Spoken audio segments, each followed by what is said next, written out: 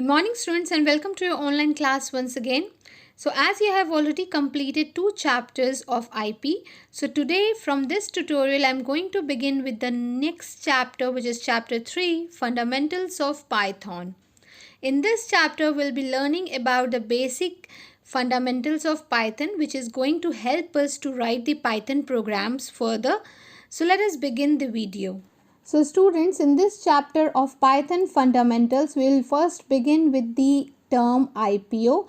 What is IPO? As the name itself is saying that IPO stands for input, process and output, and IPO cycle is the input and output and after the processing of the information. So whatever data we give to the computer, that is in the form of input, which is given with the help of any kind of input device.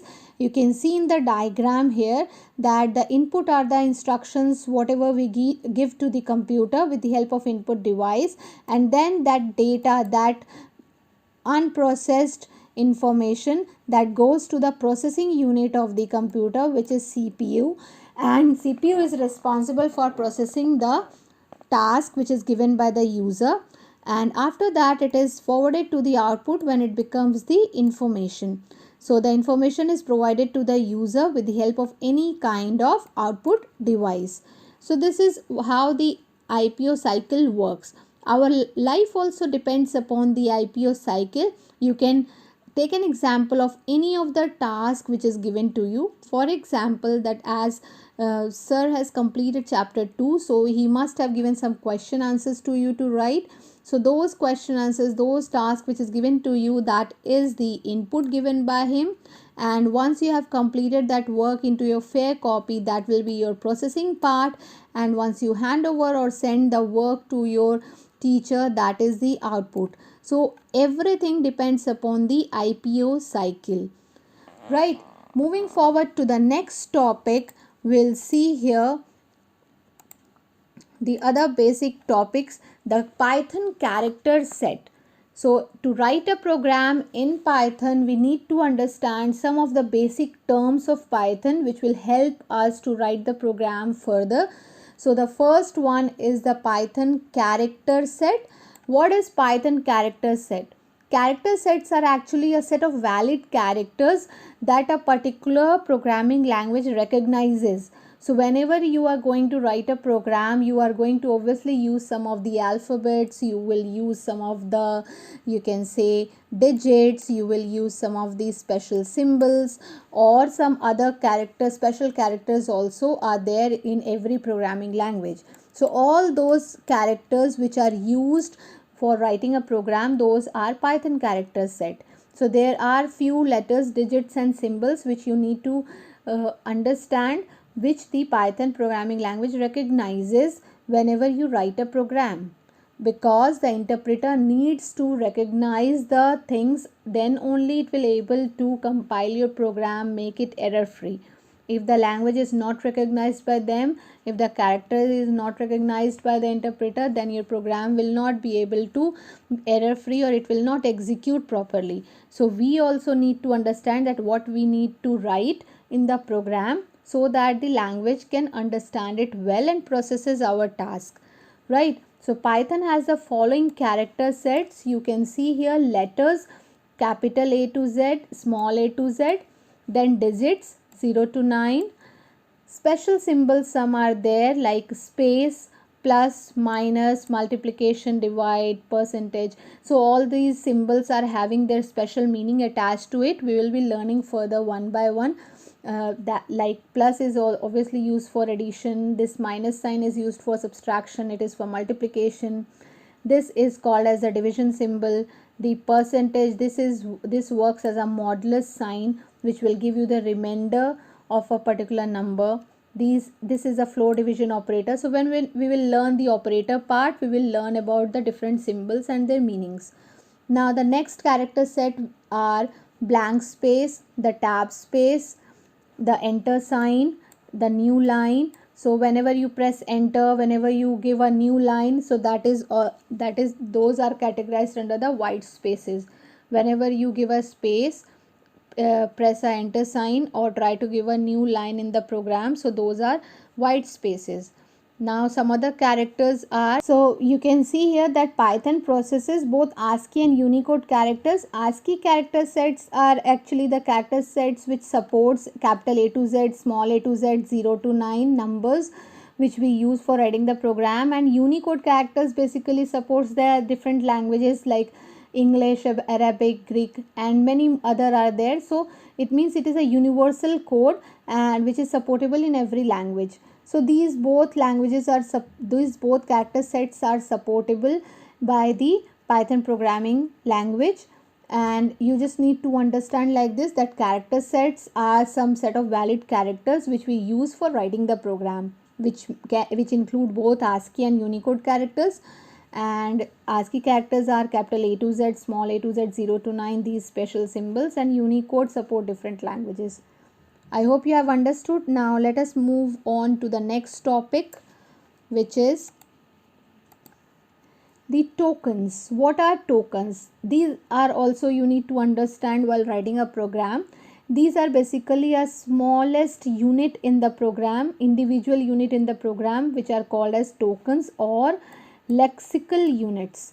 So you can see here in the example, like suppose I have written, "Hooray," he exclaimed, "we are the world champions." So this is an English sentence which I have written. Now in this you can see some words are used and some punctuation characters are used. So these smallest unit, a particular word is hooray, this double quote, and then exclamation mark, this comma, these words, again this comma which I have used, this double quote which I have used. So all these are the tokens in the program. So every smallest unit in the program are called as tokens. Here we have used two type of tokens, which are words. These are the words which are used. All these are the words which are being used, and the punctuation mark characters which we have used, like double quote and comma and exclamation mark. So every unit in the program are tokens. Now further there are many other tokens which we will be using in Python programming language in IP class 11, and these are keywords, identifiers, literals, operators, and punctuators. So we will be discussing this one by one. Let us discuss the keywords first of all. Now you can see here that I have written keywords. Keyword is a word having special meaning reserved by a programming language. So keywords are the reserved words. Just understand like this, the reserved words which has a special meaning attached to it. So there are some words which you can see here, like false, true. When you write capital FALSE, false, so this is a special keyword which has a special meaning attached to it. We'll be learning further that what is this false and true means. These are actually a boolean values, false and true, but when you will start writing the program, then you will understand the meaning of these words. Print is also a keyword because it is basically defined for writing the printing the statement, whatever output you want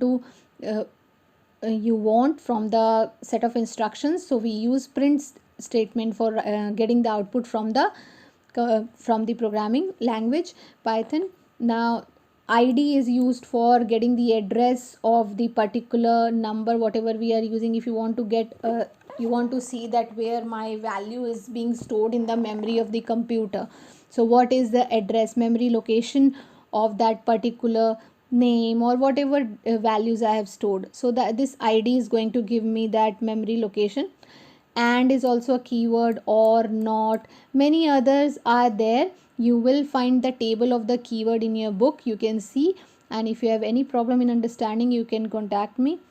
Now let us see the next topic, which is identifiers. You can see identifiers are the names built by the programmer and are used in the program but are not keywords. Keywords cannot be the identifiers, right? Python has some rules to form an identifier. For understanding the term identifier, you can memorize like this, that suppose I am going to write a program. So I am the programmer here. I am going to decide some of the names for storing the value in the memory. right? Whenever you write a program, suppose if you want to declare something, if you have learned any programming language before, so you must be understanding what I'm saying. Suppose if I have written like this, a is equal to 5. So now I am using this a as a variable, and I am storing this value 5 in the variable a. So it means that I am, as a programmer, deciding the word a. So here a will be called as a identifier, which is going to store a value to it and going to store, and further any kind of calculation can be performed on this value or a variable. So there are some rules which are decided by the programming language for this forming an identifier, for writing the identifier. So you as a programmer need to understand that what are the rules before declaring or storing any kind of value to it, right? So let us see the first rule. The first rule is an identifier is a long sequence of letters, digits with unlimited length. So you can create the form the identifier by any digit or letter, and the length can be unlimited. However, we don't focus on the length, because by writing or creating identifier of such a long length is going to only take your time. So but it can be a long length combination of letter and digits when you try to define a identifier. Now the second rule is the first character could be a letter or an underscore sign. So if you define an identifier, you can begin with a letter or you can begin with underscore sign also. So which means that if I write a is equal to 5, that is also correct. But if I write underscore a is equal to 5, so that is also a correct. It means it is a valid identifier. Your identifier can begin with a underscore sign as well, and it can begin with a normal variable, normal alphabet also. The third rule is uppercase and lowercase is differently processed. A is not processed as A. So if you write capital A is equal to 5, and further in the program you are somewhere writing that print, and then you are writing small a, so it is going to give you the error because this a and this a is being processed differently. So you have to take care of the uppercase and lowercase. I will suggest you to use lowercase only, because sometimes it becomes difficult to memorize that where I have used capital and small. So it's better to use only one case, and writing in a capital letter the whole program, it will look more loudy. So you have to just use small case letters. It will be perfect for writing a program. The next rule is Python is a case sensitive language. Case sensitive, no, it is the part of it only. Case sensitive means it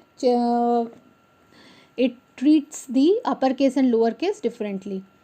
Now the next rule is the digits 0 to 9 could be a part of identifier but cannot be the first character. So you can combine numbers also for declaring your identifier, for declaring your variable. However, it can be the part of it, but you cannot begin with a number. Your identifier cannot begin with a number, which means you cannot write like this 9a is equal to 5. So this will be wrong. You can write a9 is equal to 5 or a9c is equal to 5. So that will be a valid identifier. Next rule is identifier cannot contain any special character. Alright, so special character is not allowed while declaring an identifier. Now let us see some of the valid identifiers and invalid identifiers. So you can see here some of the valid identifiers. Name, alright, it is valid. Why? Because name is not a keyword. The main thing you have to remember these points also, and the most important point that keyword cannot be the identifier. You cannot write this true, false, or whatever we have learned, keyword, not, and you cannot declare that as identifier. It means that and is a keyword, so you cannot write like this and is equal to 5. So this is going to be wrong. You will give the compiler will give you the error while processing the program. The second one is underscore dt. So we have learned that the identifier can begin with underscore, so this is a valid one. It can contain numbers also and alphabets, but the number can be after the alphabet, so it is also a valid one. And my underscore file underscore we can use, so it is also a valid one. Apart from underscore, no special character can be used. Underscore is only allowed for declaring the variable or adding it to the identifier. Other than that, if you can see that dollar sign here, that is not allowed, it is a invalid identifier. False is a keyword, so this is also an invalid identifier. Now here the number has begin with the identifier begins with number, so this is also invalid. And this full stop sign, this is also not allowed because it's a special character. Apart from underscore, no special character is allowed. I hope you have understood the rules of identifiers. So that's all for today, students. Go through all the topics very carefully and read it from the book as well. Try to relate it to the explanation. If you have any problem in understanding it, do text me. Till then, stay safe and stay happy. Take care of yourself and your family. Thank you so much.